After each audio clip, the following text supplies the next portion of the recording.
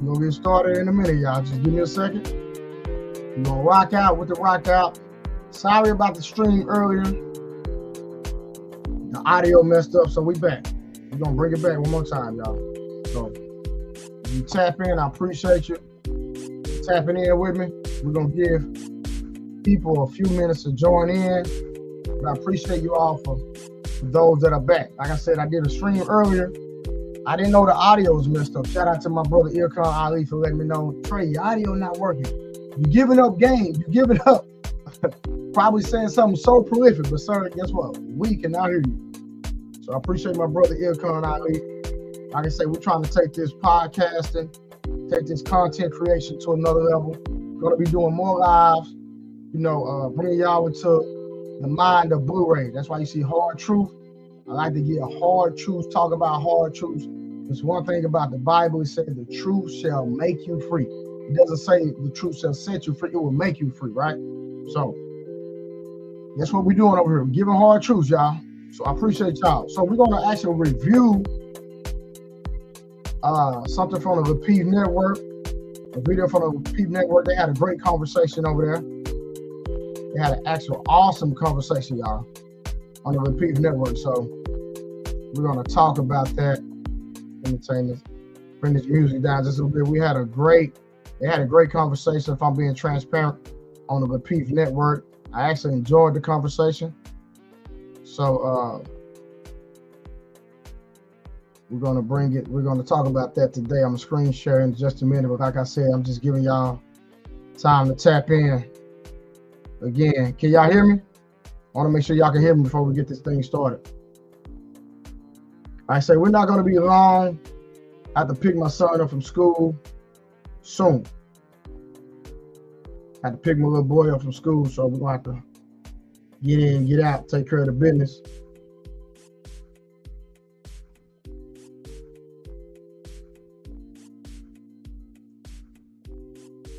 There we go. All right, cool. Miss Janice says she can hear me. Appreciate that, Miss Janice. So we finna get to this this reaction. So again, I'm reacting to the Repeat Network. There was a conversation about building. You know what? I didn't even put the. You know what? Don't worry about it. I'll go put the title of this show at the end of the show. I'll go put the title in at the end. Listen, I'm learning this thing. I messed up. I dropped the ball, but don't worry about it. I'll fix that. So we're gonna go ahead and get to this. Let me cut this audio on this, y'all. How y'all like my background though? How y'all like the background? Y'all like that background hard truth? We're gonna talk about some real things over here. Y'all like that background? Boy, Ilkan Ali hooked me up. Hooked that background up, man. Got me looking real AI-ish. Got your boy looking real AI-ish. All right. So I appreciate my brother for hooking me up. You know what I'm saying? Let me show y'all my brother. That's my brother Ali right there. That's my brother Ali. You know what I'm saying? He hooked me up. So let me get him off my screen, even though that's my brother. Get him off my screen. Cool. So you love it, Janice. I appreciate that, baby. Yeah, so your boy Blu-ray finna start bringing y'all more and more content. I'm gonna try to create a daily show. I'm gonna try to, for the most part, go live during the day, so I can get some of y'all through y'all work day. You know what I mean? Get some of y'all through y'all work day. I know a lot of y'all be working hard. I be working hard too. Don't get it twisted. Don't think your brother don't be working hard. Please don't think I don't be working hard. I work very hard. All right. Now, real quick. So listen, because I am demonetized on this platform, I am actually demonetized. I don't make money at the moment from YouTube. So if you could, you see my Cash App going through the banner. Bless my Cash App. You know, that'll motivate me to bring more content to the masses, bring more content to you, and you, to the people. But I appreciate you. Even if you don't, I'm still going to give you these hard truths. I'm still going to start going live more, and we're going to go up. All right, so I got to pick my son up from school, but I want to get this content out. Let me screen share real quick. Share my screen. We're going to get busy, y'all. Let's get to it. Great conversation talking about black fatigue. And here we go. It's trendy to speak about black people. If you go on X, that's what I was going to say. If you go on TikTok, it's white conservatives, they're speaking about black people just for no reason. It's fun for them to say the N-word, and me, myself, and I personally, I don't care about the N-word. I'm not sensitive, but with these white folks that use the N-word on Twitter, it's just very funny because if I'm gonna use a word, I don't even cuss actually. But if I am gonna use a word, I'll use the word in any situation. And I have these white racists that come on my show sometime, and I asked them, would you say, I see you say it on X, you even said it on stream. Okay, someone was calling, I believe, another content creator the N-word, and I said, would you say this in every situation? He said, what do you mean? I said, well, would you say it if you were walking in Newark, New Jersey, walking in in Chicago, if you were walking, would you say it in the hood around these black people? Nah, I kind of know when to use it and when not to use it. Ah, okay, I see. That's not very masculine. It's effeminate behavior. But so you hear that? He's talking about Caucasian people that use the N-word with the ER, the hard ER on the end. Some of them consciously pick and choose when they use the word. They know when they can use the word. They know when they cannot use the word. So some of these people that claim they're racist, like my brother Cooley said, they're very feminine. They're not masculine. They pick and choose. Real men don't pick and choose. We keep it true across the board. No matter where we are, we feel like the earth is our turf. And if we believe in something, we're going to stand on it. They don't use it around black folks. I think the main point, though, I do think it's trendy. This is why a lot of people are making content about this black fatigue. Like I said before, if it's black fatigue, it's all types of fatigue. But as black people, we must be aware and we must acknowledge and understand our own shortcomings, because that's the only way we can get through. We must acknowledge that. I completely disagree. What'd you say? What part do you disagree with? Because it's the same thing. We must acknowledge our shortcomings. Our shortcomings are highlighted. It is already acknowledged. We understand what is happening. There is no more highlight on our shortcomings that we need. And I think. So let's be honest. She's talking about our shortcomings are highlighted, where you see throughout the world, you see every time you turn on the news, when you look on social media, there's black crime, but there's Asian crime, there's Hispanic crime, there's Caucasian crime. Like, why they try to act like that black people are the only people who have issues inside of their culture? Everybody has issues. Everyone is doing things. Now, it might not be highlighted when in reference to propaganda that's being spread, but it's there, and the numbers prove it. But the only people that have biased numbers are black people, because they talk about black crime, right? They don't talk about how many black people are falsely accused. They don't talk about how many black people that are exonerated from the charges, right? A lot of times you can be charged for something, but that does not mean you're going to be convicted. So a lot of the numbers that are highlighted when it comes to black people are charged, not convicted. I think that when you talk about content that is popular, I think the same thing applies to this consistent rhetoric of the single baby mama culture that you have mentioned twice out of context on this very panel. Now, now what she's trying to say is that you have a lot of content creators that get on YouTube, get on Instagram, TikTok, Twitter, wherever space they are when it comes to the digital world. And they want to project and spew rhetoric about single motherhood. But I disagree with her, not trying to pinpoint anybody out. But the stats are the stats. When it comes to single mothers, the black race actually leads in single mothers. So if we feel, or if it's a statistical fact that we can see that we have the highest rate of single mothers amongst our people, and the result of single mothers, it has a negative connotation connected to it, how is it rhetoric? That's my question. How is that specific thing considered rhetoric when it's the truth? Now, some black women might not like it, and I understand it. I totally get it. I totally understand it. But it does not make it rhetoric. Now, Do you have some people that they only talk about black women because they're trying to make $1? 100%. A lot of dudes are online only to make $1. They're not trying to really help the community. They only care about making money, and that's 100% facts. They don't care about nothing about the black community. They only care about their pockets. So again, it's not considered rhetoric, in my opinion. So we're gonna keep rocking out. Let's go.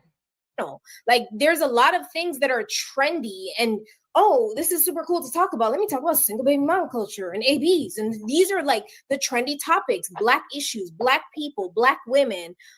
There is no kind of solution that is wanted.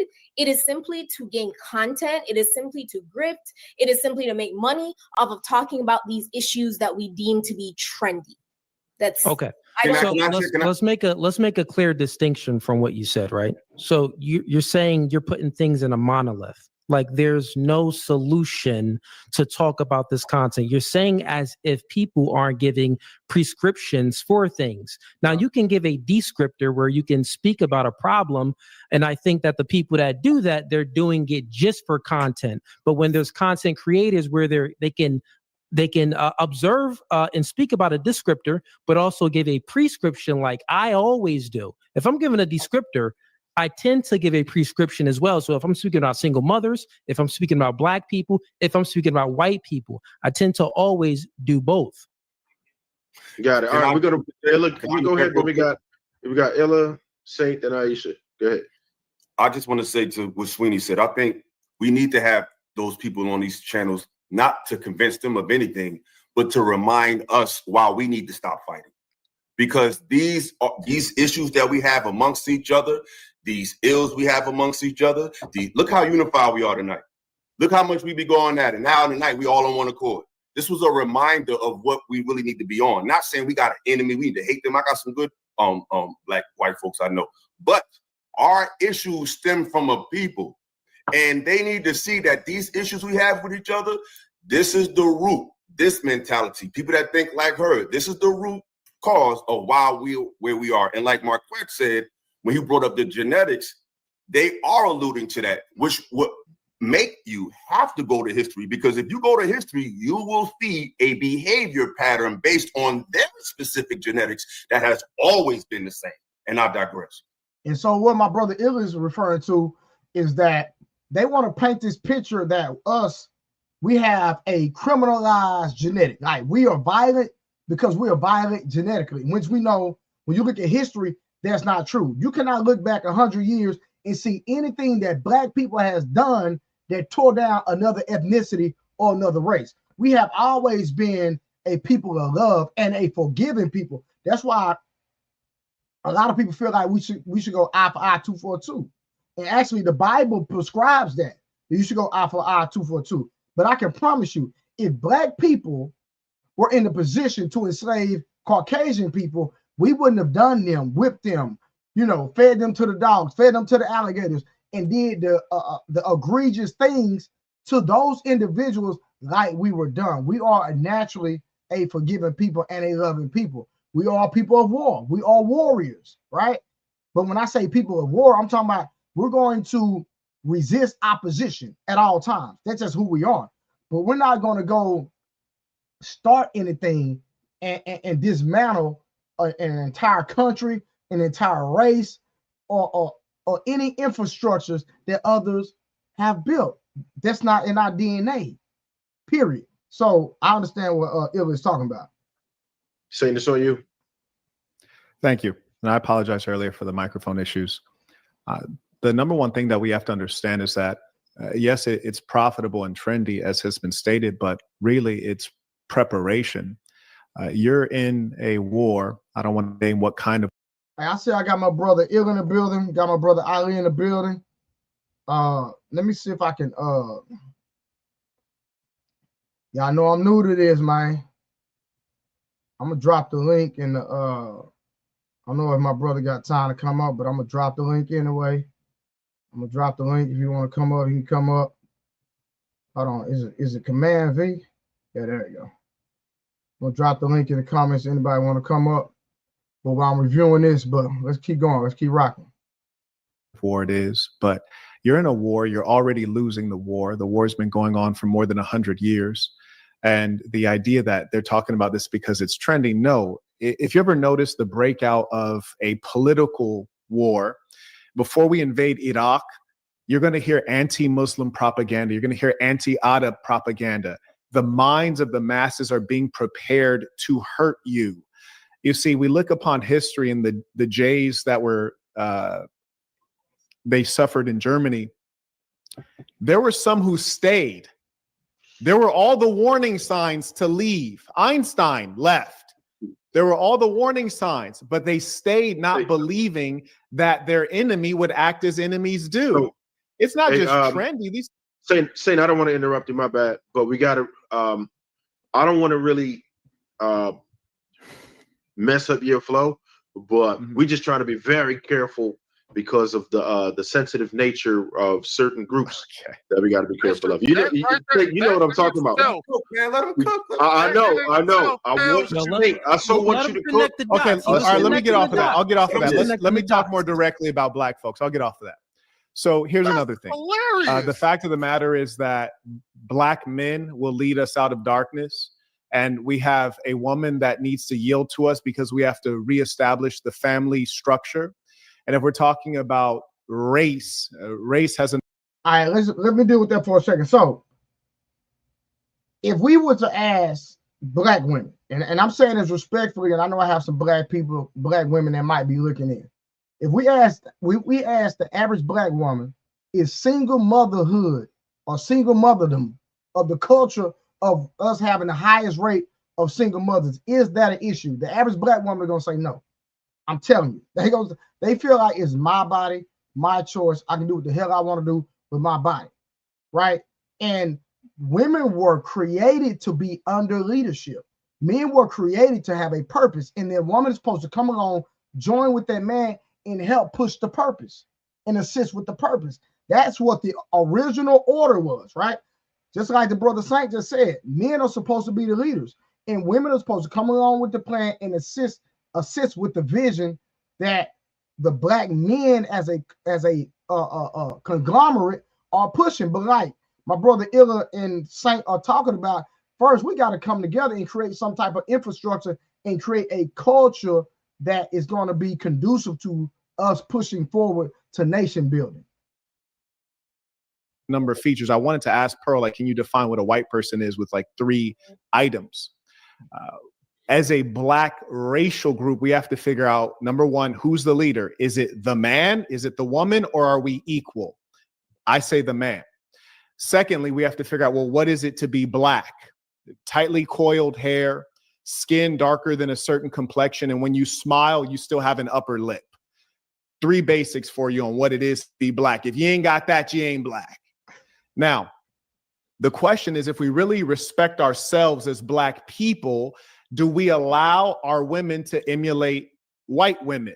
Do we allow them to emulate the racial features? And then do we create false narratives and say, oh, well, some black people are blonde. Look at the people in Melanesia. It's like, what percentage of black people is that? It's minuscule. Why do we actually not love ourselves? And the last piece is we have to tell the truth. One of the things that disappointed me when Pearl was here, of course, she was talking a lot of nonsense and hyperbole, but when she identified true statistics about black people being convicted of crimes. Now, granted, white people may have done the same thing and just not been convicted, not been arrested, or not received the same amount of time. It's true. But what we can't do is lie and say, oh, we don't commit crimes. Yes, we do. And we have a lot of things that are broken in the culture and they need to be addressed. Then the other thing we have to mention is we actually need ideology. You have people like Dr. Umar Johnson, who great speaker, but terrible with ideology. Much of what he speaks to, he got from Dr. Jawanza Kunjufu. Now, he says things that don't make any sense. I'll give you an example. When he says, black men, stay with the black woman. I agree. That's number one. That's great. We should do that. But then he says, don't ever be with a snow bunny. I'm like, no, actually, if you think about in times of war, you need numbers. Our numbers have been devastated, especially with the abortion. I don't know, especially with black women not birthing all of our kids. So if you have a black male who has intercourse with a white woman, she's unlikely to then have kids by a white man. So watch this. Basically, and I know a lot of people might have an issue with what he's talking about, but you have to be grown to be able to have common sense and compartmentalize. He's talking about war, right? In slavery, what did a lot of the men, the YT men used to do? Huh? The YT men used to what? Take the black woman in the back barn where nobody could see, and what? And then he used to disrespect the black man. Now we're talking about procreating and trying to disintegrate their DNA, their lineage. We understand that melanin is the most powerful, but they should disrespect the black man by buck breaking. I'm not going to go down that rabbit hole and go down that alley, but I'm just saying. But when it came to the black woman, they would take him and impregnate them. And we know when the baby came out, hey, he was a light skin. And guess what? There was nothing that the husbands could do because the slave owner owned them. So that it was a form of warfare. This is what Saint is talking about, a form of warfare where we can put our DNA in them. I'm not advocating for it. That's not what he was advocating for, but he was talking about getting our numbers up, right? Now, across the world, we outnumber them, but we're not on one system. We're not on one accord. So if the African Americans want to, which is 13%, 14% of the American culture, if we want to expand our numbers, if the woman, the black woman, is not going to come subjugate themselves unto the leadership of the men, but guess what? We just gonna go over here and just keep populating regardless. That's the best example of explanation I can give you. So not only have you increased our population, you've also stopped their population, if in fact you find that you're at war. So we don't actually have a battle plan, and we're dealing with people who do have a battle plan. For example, you always hear the whites. There's even one white guy who goes around on TikTok like, hey, talking to white girls, hey, do you guys sleep with other people outside of your race? He's talking about black men. They're obsessed with us. Why? Because of genetic annihilation. So why are they taking precautions to stop their genetic annihilation, and we're not taking precautions to expand our population and to recover our families? We don't have ideology. And we also think that we're black when really we're not black. We got blonde hair, we got permed hair, and a lot of us think like liberal white women. I yield the floor. That's fair. But I agree with you. Since somebody say something, I think that what we're seeing now, and you're right, I can't discount nothing you're saying, because I feel like we have to kind of like work our way through. I think what they've done is so damaging that people that think like us and you are such a minority that is so much rehabilitation has to happen to the minds of people unless we're just going to deal with the youth.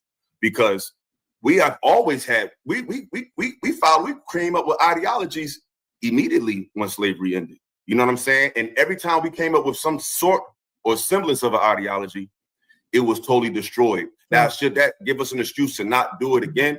No, but I think what they've done is so concentrated and so laser targeted on us economically, food-wise, politically, that it has just created a new consciousness that we have to literally exercise just to get our people to see what the issue is. Like, so I think it's just, we have a lot of work to do. And so watch this. I'm gonna talk about something that Illa is really communicating about, and I'm gonna give y'all a real simple example. We understand and know that a lot of the food that they give us is not good for us. Someone can tell you, hey, that's not healthy, that is unhealthy. And guess what we do? We still eat it. We still consume it. Like, it's insane to me how we talk about self-love, but just think about this from a psychological standpoint. I'm going to put, let's say alcohol. I'm going to put something in my body that does not benefit me at all. It has no nutritional benefit, but it makes me feel away. And then we will see the result of alcoholism. Just if you drink too much, you understand what it does to you as an individual, right? But I'm just giving this example. I know a lot of people are not going to like it. But what does it tell you about something? What does it tell you about somebody when you know something is not good for you and you still indulge in it? That is an ideology alone that needs to be dealt with 100%. And that's where the foundation of self-love. is actually loving yourself. And if I love me, I'm going to put the right things in my body. I know that might seem extreme to y'all, but it's real. We have a small time to do it. And I just think it's all by design. So unfortunately, I just think it's a remnant of us that have to deal with the masses of us to get us to wake up. Hopefully we can do it in time. But I think what they've done was so laser focused and so planned out. Like you said, they're very strategic. We have to move with a strategy. Their strategy started 1,500 years ago. So it's like I just feel like they've done so much that it's created a stigma in our people's minds where it's just a lot of exorcism that has to happen for them to even see the goal. But what you're saying is absolutely it's that deep. I mean, they were, if you look at the Berlin conference, when they planned to carve up Africa, and then they went in there and did it quite efficiently, and their ability to overtake our minds was quite quick. Our ability to deprogram our minds can be as quick, but it will take force. That's one thing you're not counting for. And because the Black people as a mass were effeminate. So when you talk about patriarchy, when you talk about force, whoa, no, that's actually precisely what we need. And I would only estimate that there's. So watch this. How did these other ethnicities, other individuals take over civilizations across the world, islands, continents? It's always been war, y'all. Black people have to get out their mind that if we're going to come together and unite, there's going to be some bloodshed. There's going to be sacrifice. Look at the sacrifice. Go look at the old videos when people were getting bit by dogs, whooped in the middle of the street, water hose down in the middle of the street. Y'all, that was resistance. That was a form of war, whether y'all want to believe it or not. There were not tanks and airplanes and jets and drones, but that was a form of war. And our ancestors, the people that paved the way for us, they fought for that. And then we are living in the remnant, in the result of what they pushed for, and then we don't even appreciate it. Let me say that. We don't even appreciate it, because look at our people, look at the culture of our people, how we carry on each and every day. I know the people that came before us are in their graves like, man, I died for that. I literally sacrificed my life for that. And they don't even appreciate, they won't even push. There's going to have to be war if we're going to unite and build our nation again. There's only been one effective ideology coming out of Black people. That was by the Most Honorable Elijah Muhammad under the Nation of Islam. Otherwise, Black people, they were only joining on to what other people talk about. We're a Marxist, I'm a socialist, I'm a Maoist. Even the Black Panther Party for Self-Defense, which is a very highly effective organization, victim of COINTELPRO, but they were following Maoism and Marxism. So we have yet to actually trust our own mind. So often we're basically using what we learned in university, which was a brainwash. And the idea that we're in such disrepair that we can't recover, absolutely not. It takes training, conditioning, enculturation, and education, and that can be done within a generation, but it will take force. And if we're really serious about getting on track, we have to start applying force. I've already done it. I'm not talking about what I'm guessing on. I'm talking about what I'm at work at. Like, for example, we talk about income and criminality. You know, people who are poor tend to commit more crimes. So we should be teaching entrepreneurship. That's something I've been doing for over a decade, and it works. You can go to my website. You got a bunch of products created by Black people. We just have to be able to franchise it out strategically and have greater faith in ourselves. We're phenomenal people, especially those of us in America. We're the most remarkable ethnic group on earth, including the whites and anyone else you want to name. I yield the floor. Gifts for the outdoors and the outdoorsy. Eddie Bauer. Search has changed. Introducing Semra. I agree with that. So to piggyback on your point, do you think that'll be advantageous or not for us to start looking not just as an American? Because I know we have an FBA movement where it's caused another type of schism. It's not a movement. It's just a name. No, I get it, but it's still, it's like Black Lives Matter was once a name, and then it became a movement. So you're right. That was a white woman's movement. That was a liberal white woman movement. Yeah. Absolutely. It's founded by George Soros, but it was first just a little hashtag, and then it became a reality. So I agree. What I'm saying is, it's a lineage. It's just another numbers, name to say that you're Black American. You're not going to do that. You're not going to say it's a movement. It doesn't have I get that lineage. Can we just specify that? Just like you want to be called African American. I never even made my point. That we're calling ourselves. I never even made the point though. I'm just talking about the concept. Because he's talking about numbers. He brought up numbers. We need numbers. So what I'm saying is that's true. We need numbers. So if we do, hell yeah. But if we do need numbers, like you said that, hey, maybe interracial dating can be advantageous because of a black man. No, I'm not recommending it, but I'm saying that it's militarily useful. Yes. I agree with that. I'm just saying as a point, not saying you advocate for it, but you brought it up as an option that can be utilized efficiently. So what I'm saying is if that can be utilized efficiently, wouldn't you think that, and I'm just throwing it out there to the panel, wouldn't you think that it would be advantageous to attempt to create bonds with black people abroad? If we're willing to work, if y'all don't agree, y'all don't agree. But I'm saying you don't think that would be advantageous for numbers to try to connect with black people all over the world? If it's a numbers thing, especially if we can get numbers from being with the white woman and having a mixed child, if that's can be an option for help, you don't think it could possibly be an option to work with people of color all over, not the ones that don't like us, but at least try to extend the olive branch if it's a numbers game, because it's a global issue that we're dealing with. So one thing I do have is SAS in Africa. I'm actually going to be in Nigeria end of December, early January. And our great effort is to start with ideology, but Africanism never got started. I can't even say it failed because it's never gotten started. And the most important thing to understand about Pan-Africanism is even Africans within a particular nation state don't get along with each other. They don't have a significant bond. Different religions, different languages, different tribes. And it's largely a result of the failings of schooling, enculturation, and training. And the colonial powers were really good at that, but the African powers that took over were really bad at that. You have to design identity. And so what I'm suggesting to you, and I've done business internationally, I used to have employees in South Africa. One of the challenges with international business toward the African continent is the distance. So it's just not realistic to be able to collaborate with people who are in a time zone that far away, with a history and language that different. Even English-speaking African countries, their English isn't even quite the same. Like if you go to Uganda, you might not understand them very well. So the first thing has to be ideology, and that has to start with individuals, with families, and with communities that can actually co-locate. And as we do that, then we can grow further. Like, for example, with the Chinese, their diaspora is really highly organized, because if you have a Chinese person in Britain, Australia, or the United States, there's something called Chinese school. They go every Saturday. They study history, culture, and language. So they're all fluent in Mandarin no matter where they were born. So until we have something like that provides a consistent, uniform outlet of meaningful information and identity, is not going to work. So what Pan-Africanists have been talking about is this kind of amorphous thing of like, well, let's get together because we're all black. No, it has to be values-based. We have to state what the values are. And again, it goes back to my point of it's lacked ideology. I yield the floor. So ideology, foundation, values, everyone has to have that across the board. And when you look amongst the African American, I don't like using that word, but it is what it is.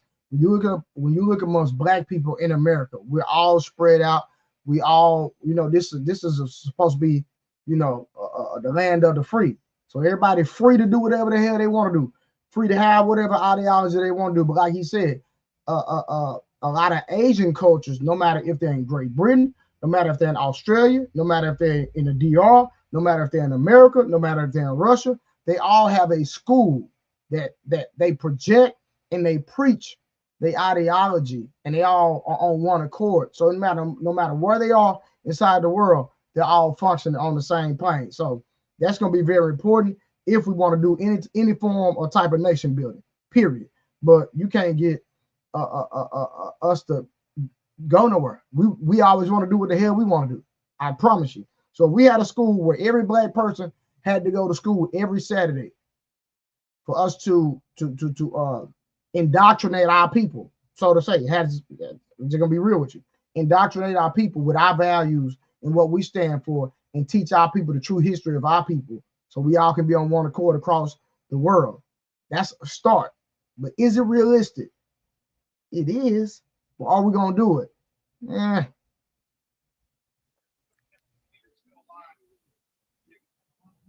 Yeah, I agree with that. I agree with that. And like you made a great point. You brought up the Nation of Islam.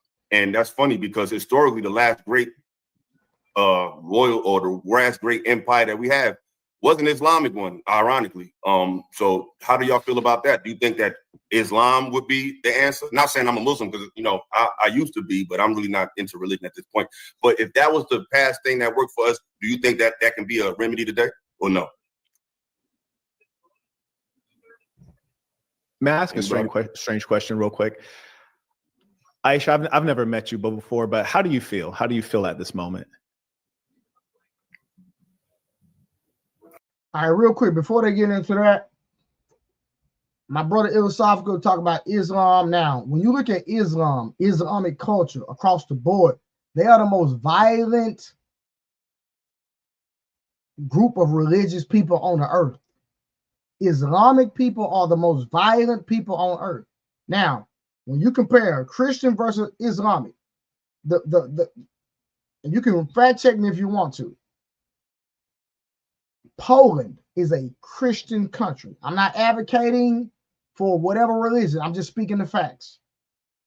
Poland has the less crime on the planet. When you get less people being unalive, the less crime in any country, Poland has the least in the world because they are a Christian-based country. I know a lot of people go out on this tangent and they be like, well, you have white nationalists that's supposed to be Christians. Listen, those people are not Christians. If they do not follow this book to the T and to the letter, they can say they're Christians all day long.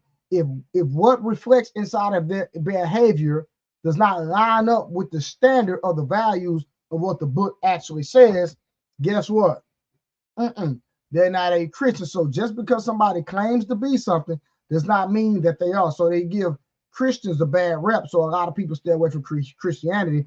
But if I'm just being honest, Christianity, Poland, which is a Christian country, has the least crime.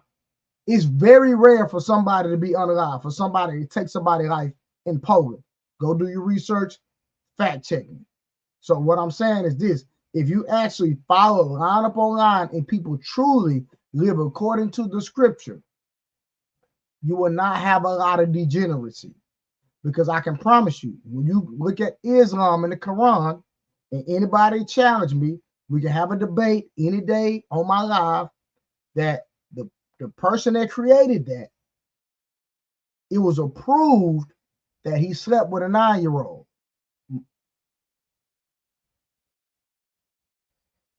Yes, Muhammad had a wife named Aisha,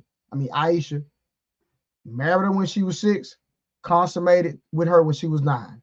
But that's a whole nother conversation. So the standards, I'm only bringing it up because of the standards in the Bible versus the Quran. That's all I'm saying. But we can have that conversation another day. In regards to what? Your personal feeling. How do you feel? Like, how are you? Am I in a good mood? So real, this part right here was the whole reason I'm even doing this stream and this live. Okay, was the conversation we're about to have with the young lady named Aisha, because we're going to see the dynamic. If we want to build as men and create our own nation and create our own country and really, really become superior inside of the world, the Black woman is going to have to be our support system in us in this endeavor. And we're going to see the opposition pushback from this particular Black woman. I'm not going to put this jacket on all Black women, but we're going to see a glimpse of what a lot of Black men have an issue with and what we communicate and what we talk about right here. Let's go.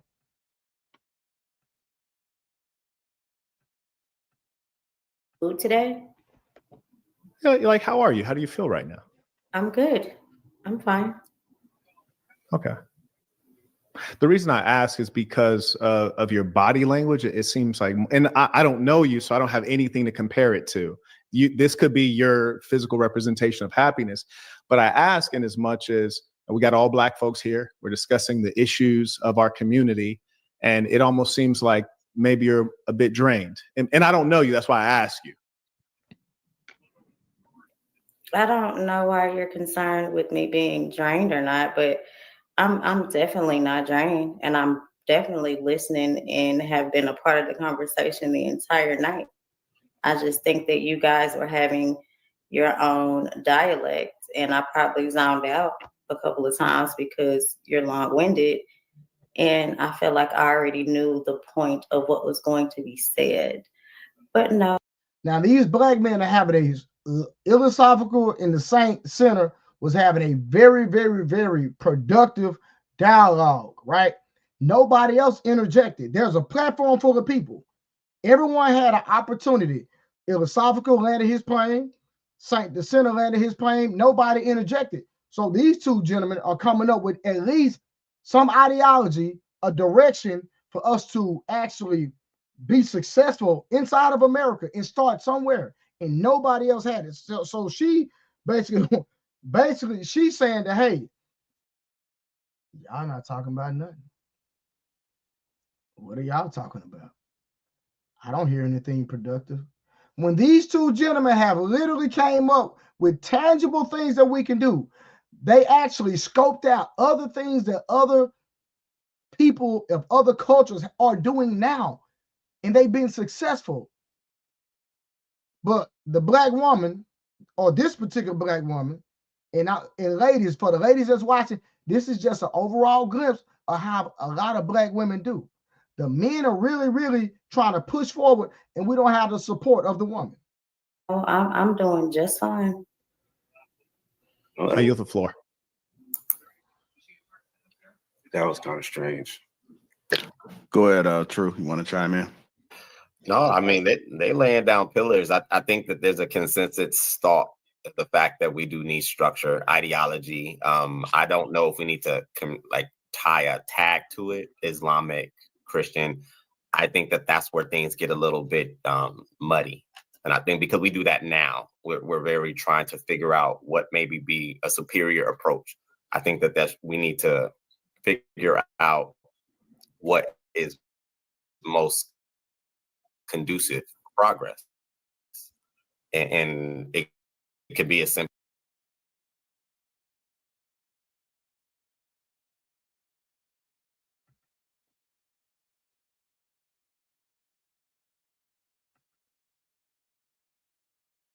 Hold on, y'all. I think the YouTube done messed up on me. There we go.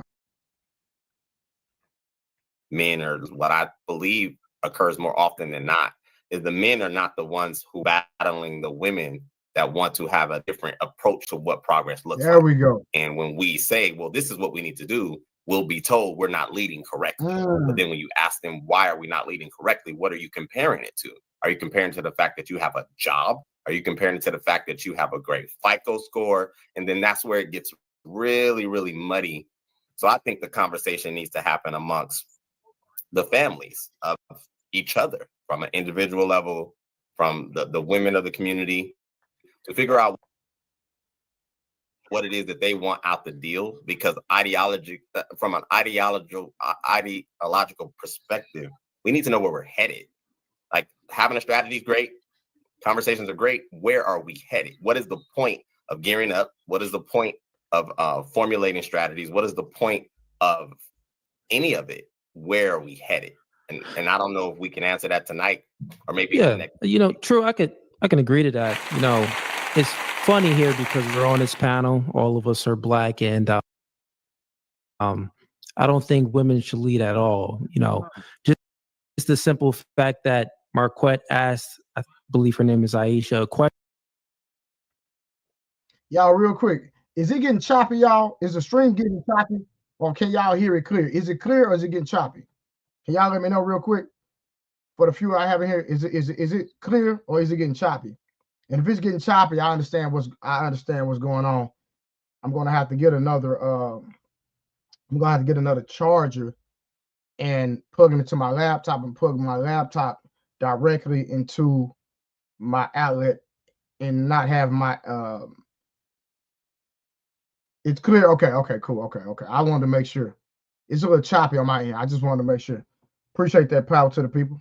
All right, let's keep going then. Like I said, we're not gonna be here much longer, y'all, because I gotta go pick my son up from school. Question, and she said it was long-winded. I zoned out. This would tell you something about the woman's nature, right? You don't lean on the woman Like they're actually supposed to be a good listener, but they tend to not really do that job good. Wow. You know what I mean? So we don't lean on the women or have to ask our women for direction and things like that. No, men need to take charge, and we need to lead our women. She's a prime example, right? Prime example. And nothing on you, Aisha. I'm just saying.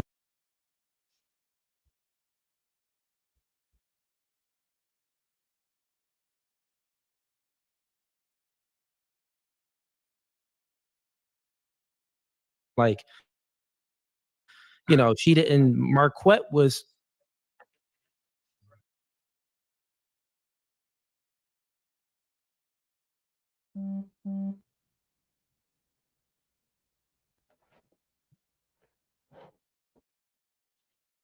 Speaking very intellectual, he was speaking concise and clear.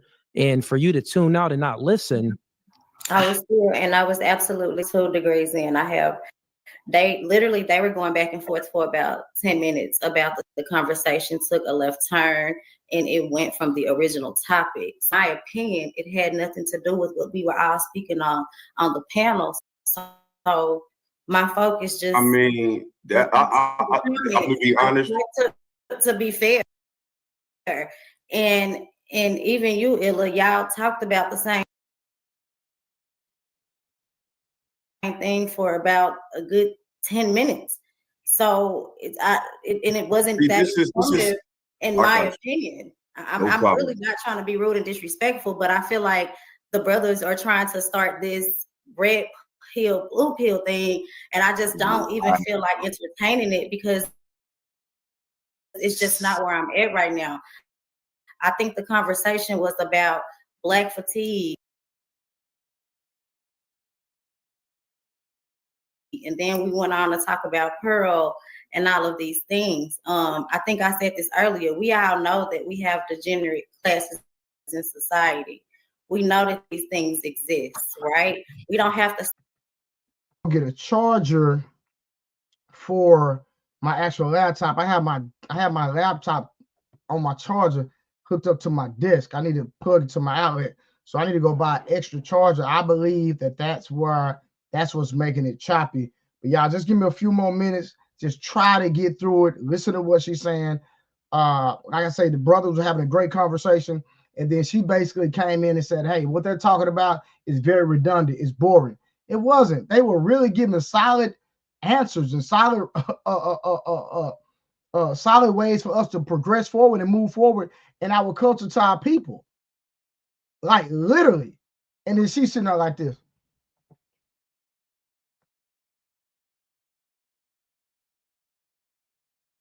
Like really agitated at what these intelligent young men were communicating. It's insane. And if I don't finish it now, because I know I'm not gonna finish the entire thing, because I know I need to get another charger, what I'll do is I'll do another stream. I'll continue from this point and we'll keep moving. But let's give it about a few more minutes. Let's keep going and see. All day, every day, and discuss those. And to True's defense, like he said, it's time to start talking about solutions and pointing the finger at, oh, well, that's a perfect example. She didn't listen. I didn't listen because I was bored. Point blank. It had nothing to do with my intellectual ability. Now listen, she said, let's talk about solutions. And the very thing that those gentlemen were talking about were solutions. Y'all got it. Somebody in the comments, somebody that's watching that actually heard Saint and Sinner and Philosophical having to have the conversation. Y'all, please help me out and make this make sense. Or my ability to listen or receive information.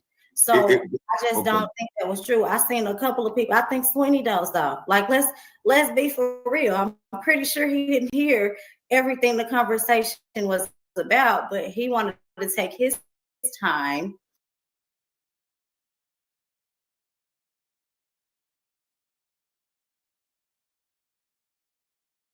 to point out me, which I think is very lovely. And I love the disingenuous concern.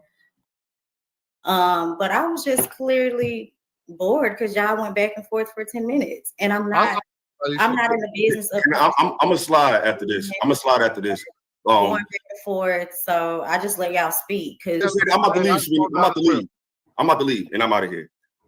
That's how does our company go from vibe coding to building securely? Hold on, y'all. I'm trying to put it in my alley real quick. We retool.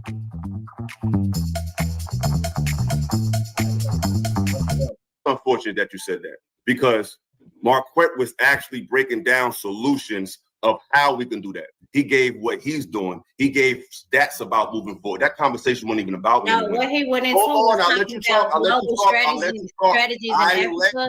And as y'all know, I don't care nothing about what's going on over in Africa, Jamaica. Hold on, I'll let you care talk. about I'll let what's you going talk. on in the Black American community. So I'll let you talk. I'm about to leave. And I'm letting you know, like, Okay. why it was. We heard you. We got it. He started talking about solutions here, and then he went across the pond. And no. We just. I'm gonna go after this. First, I know. So look, she talked about we need to fix home, and the Saint literally came up with a solution for how we, as in American, how we can create a school like the Chinese school, have our same values, have our same culture, and we indoctrinate our own people right here in America. But she missed that. She didn't hear none of what he said. Okay, but that's what he was talking about. He was actually talking about going home. I was talking about going abroad. So he was keeping it home. Yeah. I was just expanding the conversation, but that's neither here nor there. But the fact that you said, hold on, the fact that you said what you said after all of that proves that we have a long way to go, because you just did, and I noticed you did this on the last panel, because we was on the panel last time with Pretty Intellectual. You was bringing up how white men are like us, and then when she left the panel, you had a whole different take. So what I learned about you from that night to tonight is, hold on. What I learned about you from last show to this show, hold on. What I learned about you, what I learned about you from last show to this show is you're a follower. You don't have a mind of your own, and whatever's the flow. Hold on. Whatever's the flow. He don't know me. I'm good on that. But what I'm saying is, you either go with the flow or you're just contrarian, because that whole conversation, sweetheart, the whole conversation. I mean, you undermining the whole night for real. You're undermining sweetheart. You undermining the whole night. But what I'm saying is, we was having a conversation. We were having a conversation. We were having a conversation that was open to the entire panel. The only reason why I would speak, because no one was talking, and I think that's kind of why Marquette was speaking. Nobody was speaking in absolutes. Everything that man was saying, and I don't agree with everything Saint and Sinner say, but what he was saying tonight made absolute sense, and it was strictly to you, though. That's your interpretation of what he said. You said you had, sweetheart. You just said you had 2 degrees and you're so intelligent, but you're showing nothing but ignorance. You're showing you all night. You've been lacking intelligence. No, I just show passion. It's cool, sweetheart. Women like you, sweetheart. Men like you who are single, who are not in relationships. You think so? Y'all see that? They having a conversation about building, and then she want to start throwing shots. Men like you who are single, she don't know what this man is. She don't go home with this man every day. You don't know what this man is. Panels and disrespect black women all day. I disrespect black women. Anything to you? I disrespect black women. I didn't listen to you. That's why you're mad. You don't have to listen to me. It's not about listening to me. It's your value. Listen to you. I'm not gonna keep listening to you babble. You don't have to. It's not about you. That's fine. That's fine. That's fine. That's fine. Hear yourself talk, sir. No, that's fine, sweetheart. This is why, ladies and gentlemen. This is why we have. This is why black women are the most smart. This is why we own houses. This is why we. No. You're being mad. You're being crazy right now. But at the end of the day, we was having a productive conversation. I think everybody contributed excellently. Even you. That's why what you're doing right now is mad weird. What are you it doesn't doing? make any sense. That you're just up here to be. All right, I'm not about to argue. You're gonna throw rocks and hide your hands. May It I? literally happened until I had something No, to say. you just sounded like Now a that I have something to say, you just sounded like a fake smart person. it's cool. That's why you had to bring up your degrees, because you're not that intelligent. Now I'm talking to you. Yeah, do that. Oh, she Oh, left. she done I didn't ran know off. she left. Damn it. Oh wow. Clown. Y'all, I'm reacting in real time. I did not know she left. Wow. Your wallet sucks. That's why we invented the Ridge wallet. Hey, I'm Daniel, one of the founders of Ridge. My dad and I realized that most She left the panel, y'all. I did not know she did that one. Yeah, that's new to me right there. That as if we identify together, then we should be able to address one another. Meaning, you know, if I say, True, how are you feeling right now? It's a legitimate question, and we can address one another and deal with the way that we're comporting ourselves. One of the things that I did hear Pearl say that I thought was reasonable, among a lot of things that were unreasonable, she said the attitude. And I have to agree with her. The attitude is sometimes not where it needs to be. With women, Black women, it might be negative, and with Black males, they might not be very masculine. They mumble when they speak. They don't make strong eye contact. They might not be responsive. We're going to be the leadership class. We should be able to take feedback and give feedback, because the truth of the matter, even if she was bored, and I've been in a lot of lecture halls, I've been in meetings where I've been bored. But one thing you know out of what's called decorum is that you don't make yourself look like that as an adult. It's a childlike thing to do. And so as a grown man, I asked her, how do you feel? Now, if she said, hey, I'm 9 months pregnant, the baby's about to come out, and I'm feeling tired and having hot flashes, I'm just barely here. I'm like, I understand. I have understanding. But that's why I asked her, how are you? As opposed to saying, hey, the way you look right now, you look disinterested and impolite, and you're misrepresenting yourself. And if we identify as Black people, you're misrepresenting Black people.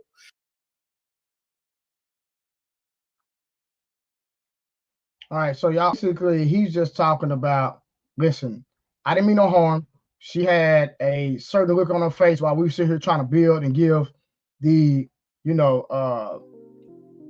give the antidote to a lot of the things that we are dealing with. And our people are really, really, really hungry as a whole in certain aspects when it comes to how are we going to progress as a people. I understand we got our own lives to live. I understand we have our own things going on, but us as a people, we really want to win. And all we have to do is not reinvent the wheel. We can go look at a lot of the other different cultures and see what they're doing. That's what Saint Center did. Philosophical brought out great points where they were trying to come together and have a meeting of the minds as men. And so as they were having the dialogue, as they were having the discussion, Saint seen the young lady that was on the platform and said, hey, you seem not interested in the conversation. You don't seem like you're interested. So for us to move together as a group of people, we cannot exclude the Black woman. We cannot exclude the Black woman. They have to be a part of the program. And so they just communicated, man, listen, we want y'all a part of this program. We are the leaders. But if we do lead, you can't actually question us as leaders. And that's what a lot of time is being done. We lead, we make a decision. But because we're not leading the way you want us to lead, we're not good leaders. And from that whole conversation, she wanted to try to attack Philosophical, try to attack Saint Center, and make these guys seem like what they were doing was problematic when they are actually giving solutions to our community and to our people. So listen, the whole point of this was to bring and extract that, hey, if we're going to win, we're all going to have to win together. But there's a saying that behind every strong man is a strong woman. And basically, we cannot separate from y'all. Somebody has to be the leader. Somebody has to be the support system. I'm not even going to use the word follower. And that's the context of what the men need. We need that support system. Even if we're not leading the way you want us to lead, have our backs. Hey, I appreciate y'all. I'll be back. I'm going to do more streams, more lives. I'm just getting started. Remember, I'm demonetized. If you'd like to support the page, my Cash App is flowing through there. Blu-ray Fitness. Bless a brother. If not, I'm still going to keep coming. God bless you all. Let's see you all the next one.